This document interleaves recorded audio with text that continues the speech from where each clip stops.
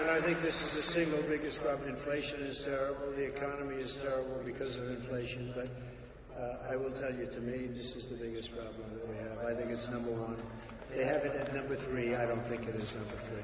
I think it's number 1. We have to straighten it out. They're destroying the fabric of our country. The United States is now an occupied country, but it will soon be an occupied country no longer.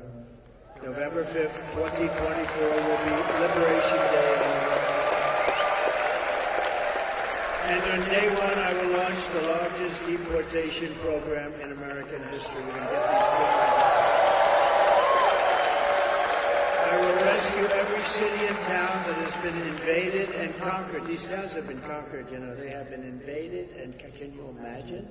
Just as though a foreign enemy was invading, a military was invading, and probably just as vicious or more vicious. And we will put these bloodthirsty criminals in jail or kick them out of our country, get them the hell out of here fast.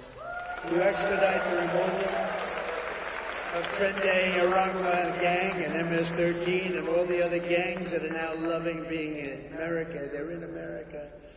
They're creating havoc. I will invoke the Alien Enemies Act of 1798 to target and dismantle every migrant criminal network operating in American soil. And if they come back into our country, it's an automatic 10 years in jail with no possibility of parole.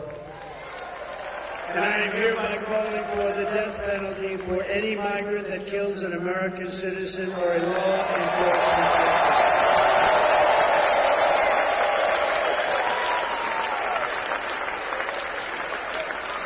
Under Kamala, America is a sanctuary for criminal illegal aliens, and I will immediately ban all sanctuary cities in the United States of America. I will end catch and release. I will end all migrant flights. They fly thousands and thousands of migrants into our beautiful farmlands and into our communities that have no idea what's happening right now, but they're starting to find out, and they are devastated.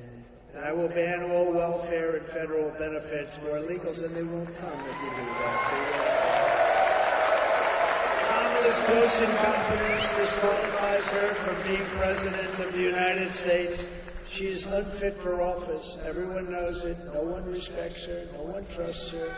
No one takes her seriously. Everyone knows she is a low IQ individual. From humiliating our country in Afghanistan to the war in Ukraine to the nightmare on our border to her inflation catastrophe to her egregious hurricane response, which your state was.